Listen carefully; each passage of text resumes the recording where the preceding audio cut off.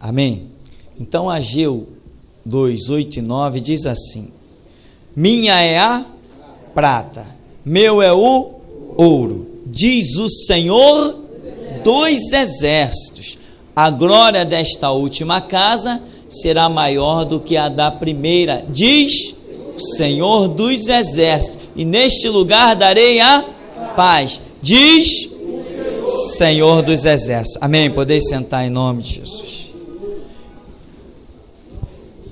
Interessante como é que em alguns episódios Deus faz questão de se apresentar de uma maneira especial. Mas aqui nós vamos achar uma simbologia interessantíssima. Simbologia, tipificações. Uma coisa que nós vemos aqui, por exemplo, quando o Senhor diz minha é a prata, meu é o ouro, em muitos lugares por aí você vai ver as pessoas pegando isso para querer falar das riquezas da terra. Claro que tudo é de Deus, e Ele põe o que Ele quiser na mão de quem Ele quiser, Ele é Senhor para isso. Pois se Ele promete, que nunca vi desamparado o justo, nem a sua descendência mendigar o pão, significa que recursos Ele tem. Se Ele está prometendo isso, é porque Ele tem condições de cumprir.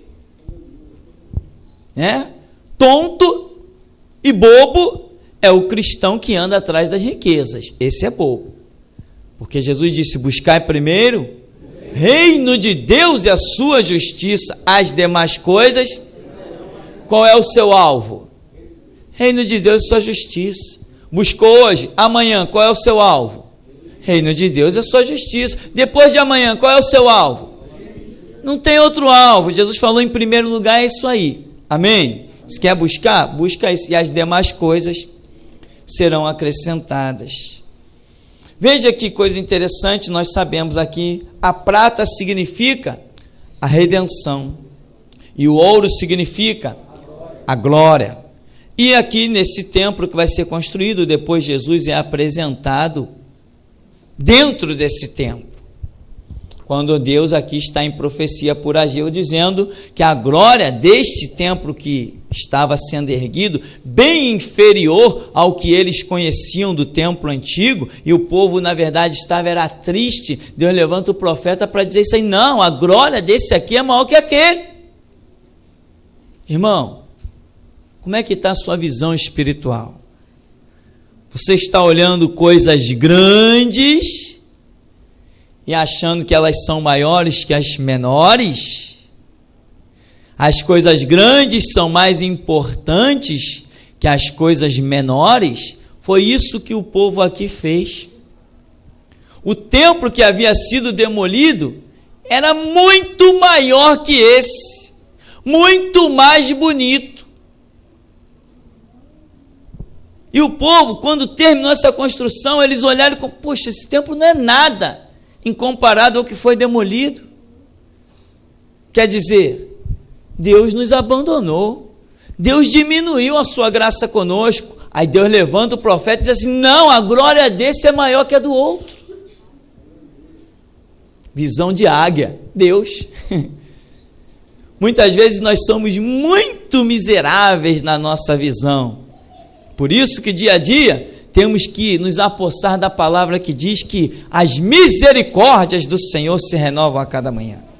E são a causa de nós não sermos consumidos. E é disto que nós devemos nos fiar, nas misericórdias do Senhor. Quem entrou nesse templo ao 8º dia para ser apresentado? Jesus Cristo. Jesus Cristo não é a prata? Ele não é a redenção? Jesus Cristo não é o ouro? Ele não é a glória de Deus? Os apóstolos não dizem assim: vimos a sua glória como a glória do unigênito do Pai. Aleluia. Não é isso que está escrito no Evangelho? E se eu te disser que a primeira casa é um Israel caído e a segunda casa é a igreja edificada? E se eu te disser que a primeira casa é uma pessoa israelita e a segunda casa é uma pessoa gentílica? Por acaso Cristo alguma vez habitou em algum judeu? Mas Cristo habitou nos gentios. O primeiro tabernáculo foi caído. Lembra da profecia que Pedro menciona, falando, o tabernáculo de Davi será reerguido? Lembra que ele fala isso? Era o propósito de Deus, reerguer o tabernáculo de Davi. Mas Jesus pelejou durante seu ministério, não conseguiu reerguer Israel, passou em frente à figueira e amaldiçoou a nação de Israel. Virou-se para os gentios. Aí Paulo vem e diz assim, não sabeis vós que sois templo do Espírito Santo, que habita em vós proveniente de Deus? Se alguém destruir o templo de Deus, Deus o destruirá, porque o santuário de Deus que sois vós é santo.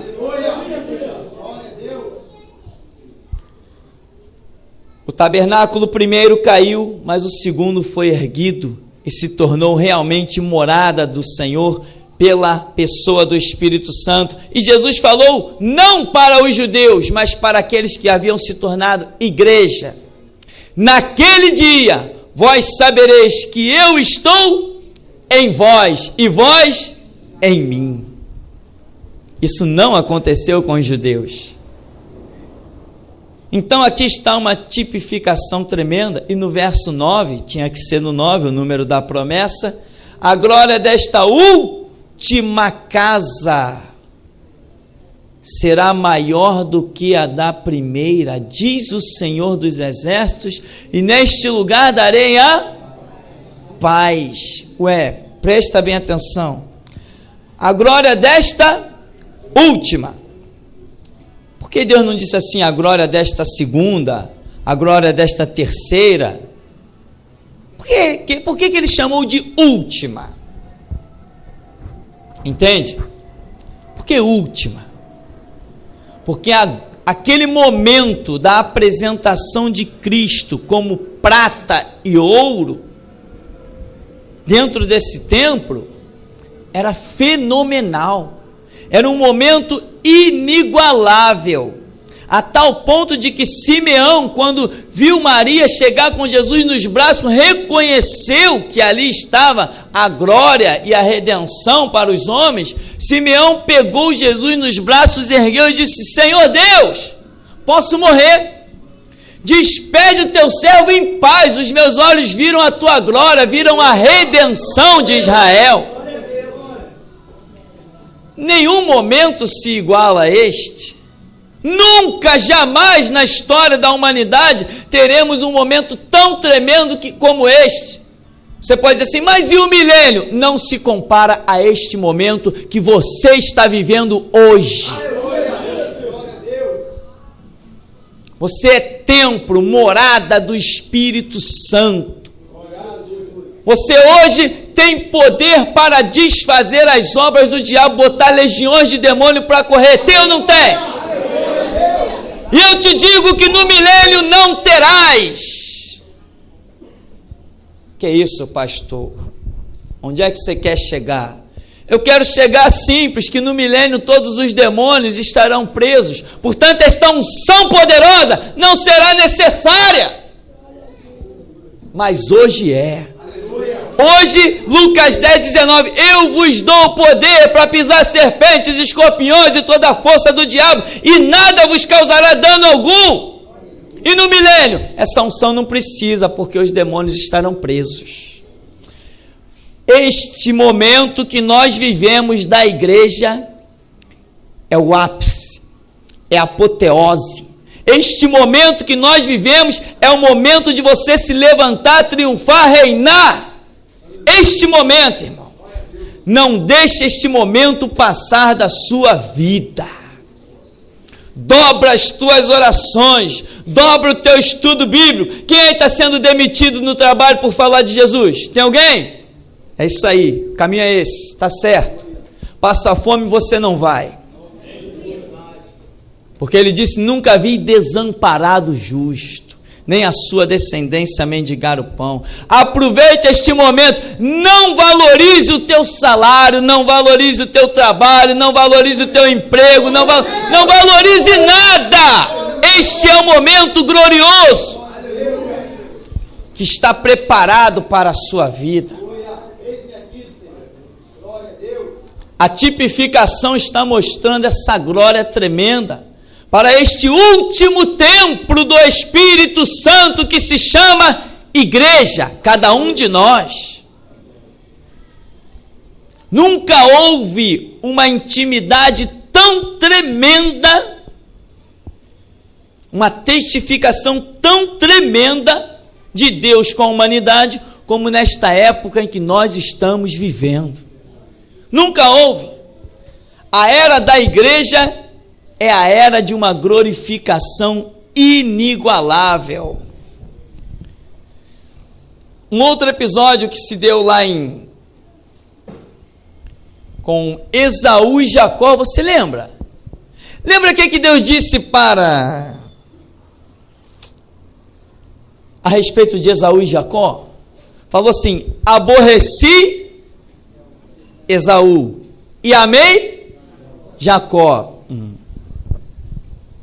Se eu te disser que Esaú era o primogênito e representa Israel, se eu te disser que Jacó era o segundo e representa a igreja, e se eu te disser que Deus falou em revelação a Isaac, pai deles, certo?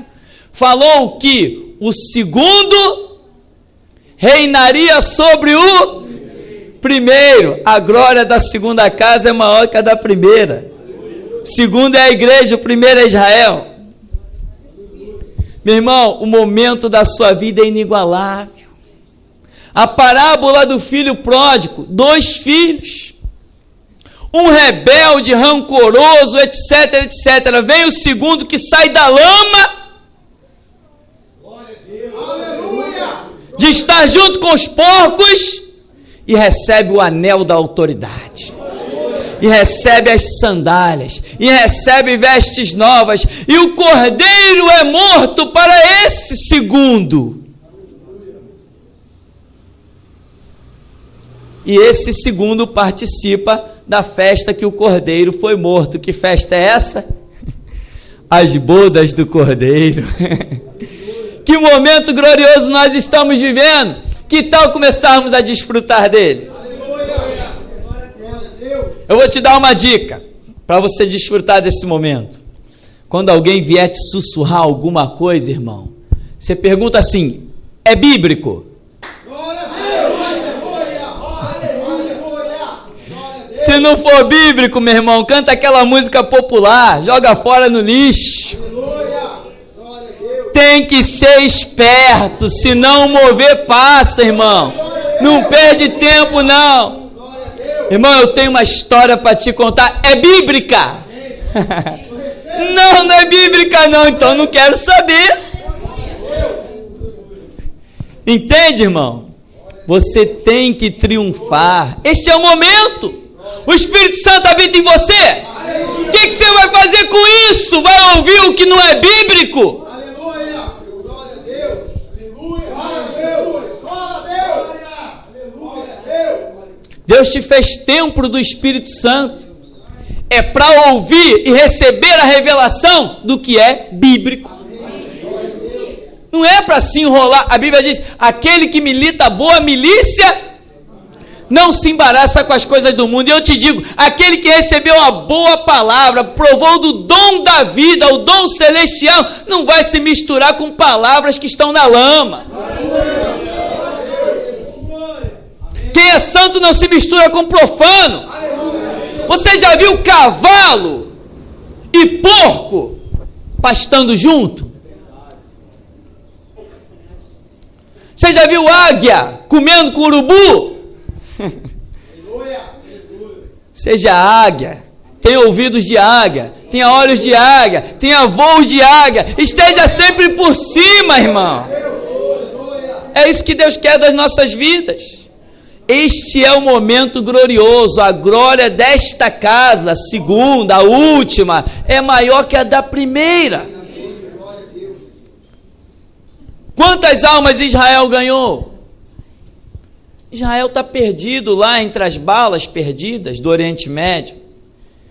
A igreja tem o Espírito da glória de Deus para triunfar, curar enfermos, expulsar demônios, fazer a obra.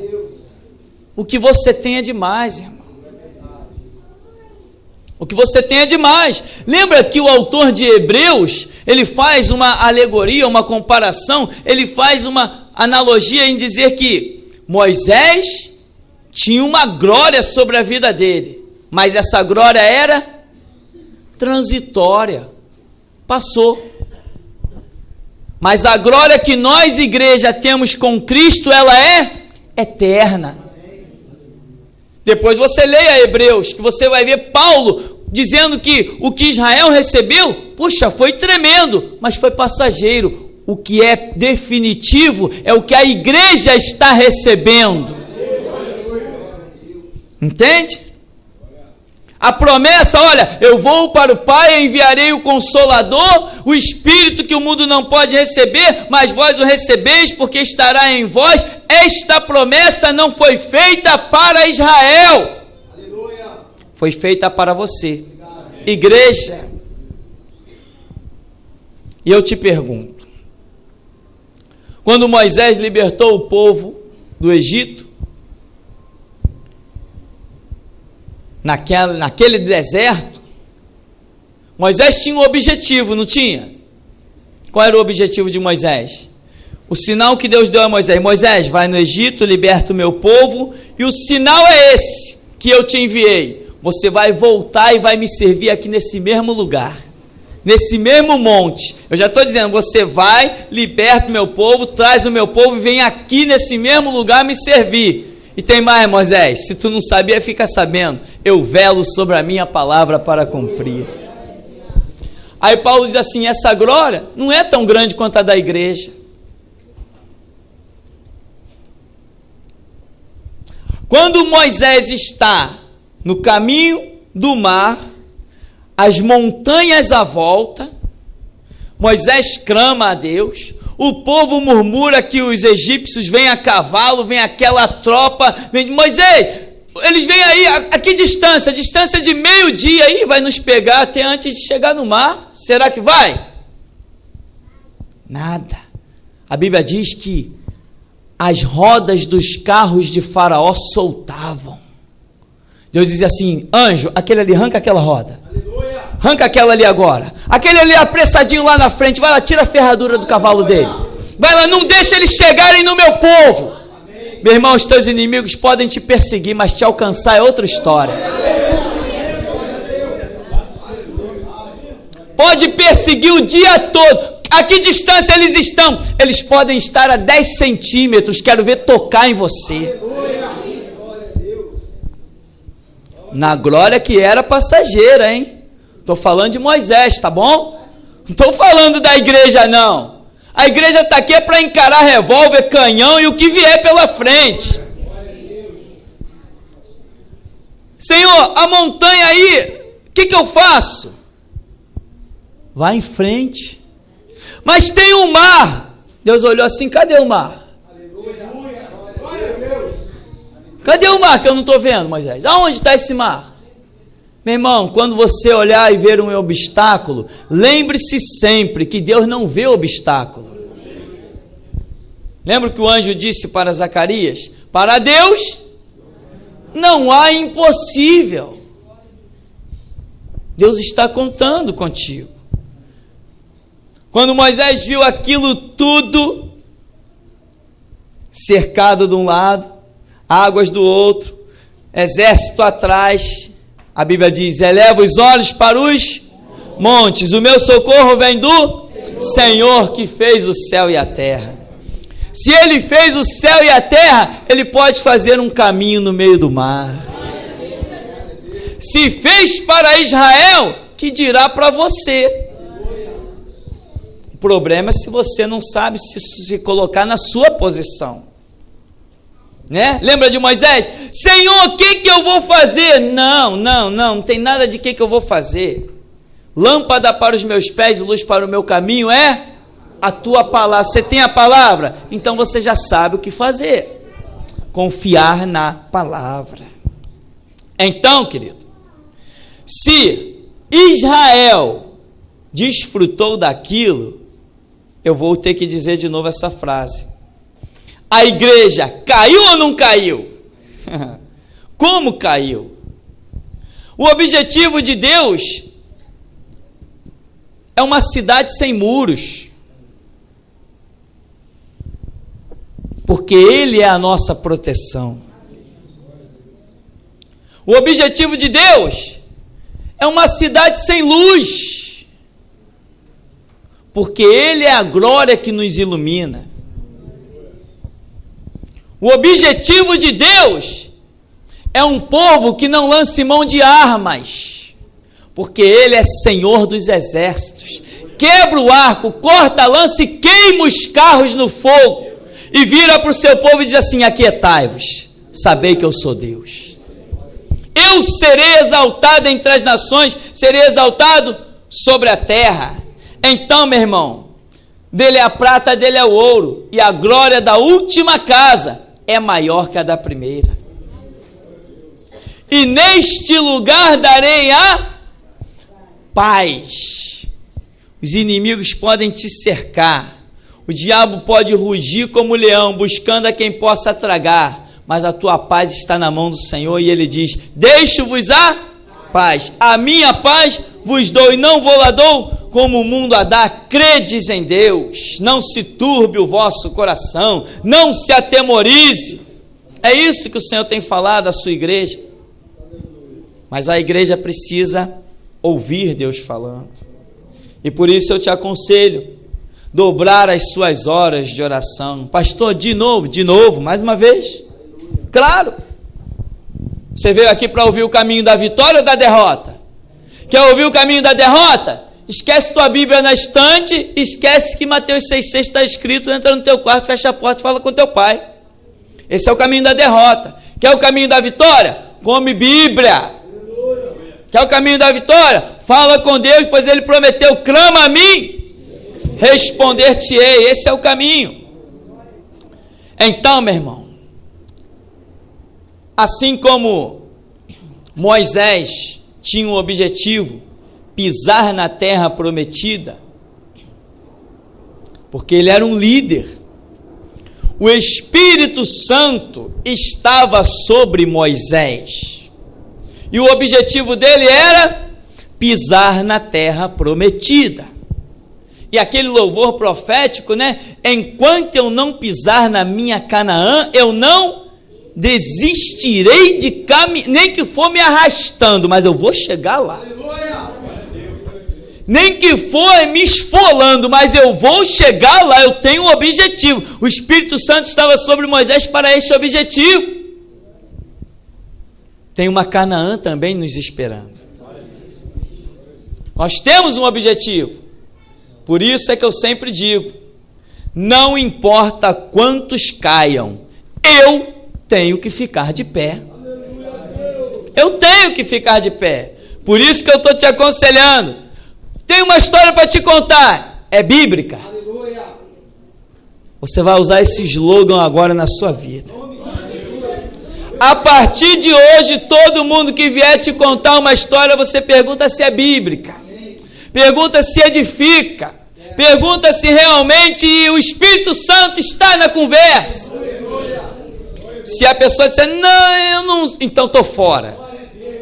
Não quero ouvir, não quero saber, não quero tomar partido nisso. O meu negócio é com o Espírito Santo. O meu tratado é com Jesus Cristo. As minhas pegadas têm que estar sobre as dele. E eu quero ter a mente de Cristo. Quem tem a mente de Cristo fala as coisas de Cristo. Se alguém está com ele, tem que andar como ele andou. Então, houve uma glória tremenda com Israel. Hebreus diz que ela é muito maior conosco E nós podemos comprovar que sim. Como? Em Apocalipse 1:6, diz que o Senhor nos comprou e nos fez reis e sacerdotes, reino sacerdotal. Mas Ele nos comprou como? Isto é que é preço. Isto é que é valor. Imagina Deus olhar para você e dizer assim: puxa, vai valer a pena eu derramar o meu sangue por ele. Que valor ele viu em você. Aí vem alguém te contar uma história e você dá ouvidos. Não, pergunta se é bíblico. Pergunta se essa história está purificada no sangue de Cristo. Porque foi isso que ele derramou por você, sangue. Entende, querido? Olha o seu preço. Você sabe qual é o seu preço? Você não sabe. Você não sabe. O seu preço foi tão alto que Deus não pôde reunir todo o ouro e prata do planeta, ou inventar ou criar ouro e prata para dar ao diabo em resgate da tua alma.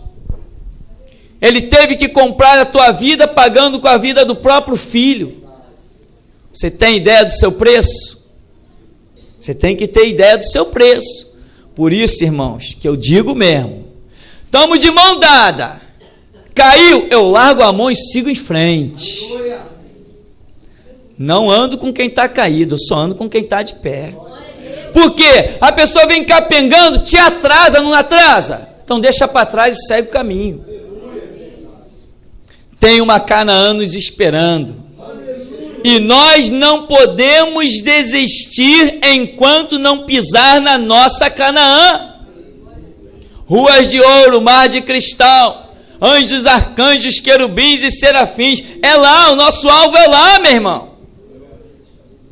Não vamos parar, não podemos deixar que ninguém nos pare. Entende? Agora segura aí, aguenta aí. Estava terminando, mas vai recomeçar. Não podemos deixar que ninguém nos pare. Teu irmão não quer crescer, teu irmão não quer estudar, teu irmão não quer orar, teu irmão não quer conversa com as coisas de Deus. Larga ele de mão, meu irmão. Vai em frente. Você vai valorizar ou não vai o sacrifício de Cristo por você? Cada um que valorize, quem não quiser valorizar, que fique no chão. Nós temos um alvo, Canaã nos espera. As bodas do Cordeiro estão nos esperando.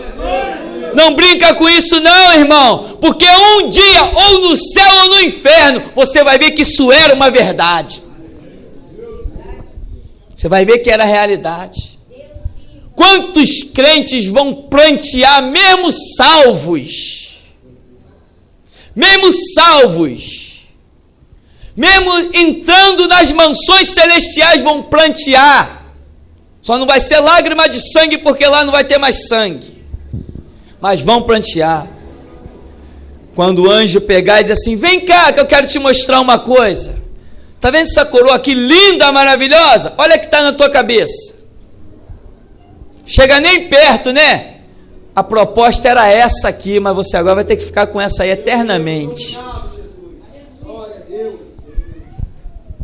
Mas como que eu perdi essa coroa? Não, simplesmente você deu ouvidos ao que não era bíblico. Mesmo de Bíblia na mão.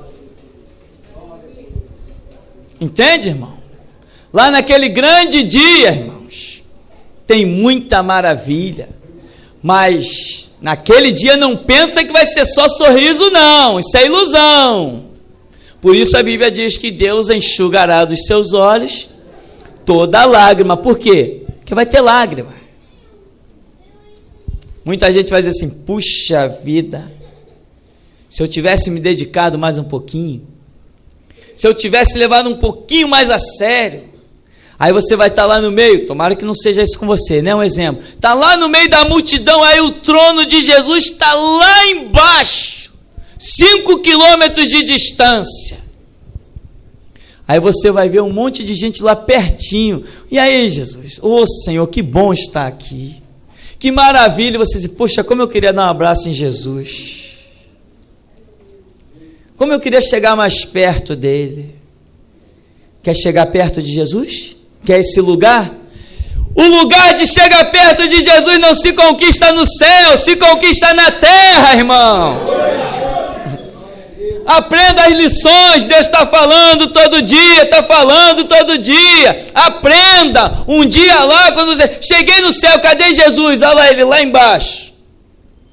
Ah, eu vou lá. Não, você não tem direito a ir lá. Aquele lugar não é para você. Entende, irmão? A Bíblia não fala que tinham os 144 mil, só eles podiam cantar o cântico de Sião. Tinha um grupo lá que só eles podiam cantar o cântico de Moisés.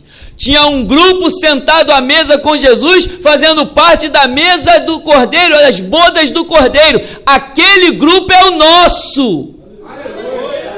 Aquele grupo das bodas do Cordeiro é o nosso.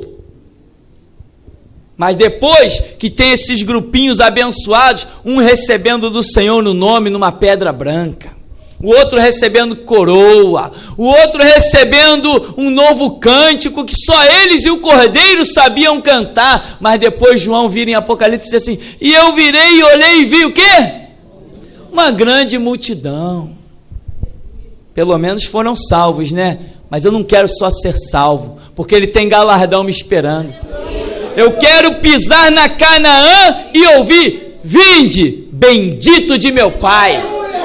Recebei o reino por herança que está proposto desde antes da fundação do mundo. Senhor, não, eu não tenho direito a isso, eu não sou digno disso, Senhor. Não, tu és sim. Porque sempre que um assunto chegava perto de você, você perguntava assim: é bíblico? Amém? Realidade maravilhosa para uns. E não vamos nem entrar nos outros detalhes em que Jesus dirá: apartai-vos de mim. Isso a gente deixa para outro dia. Amém? Senhor, nos abençoe em nome de Jesus.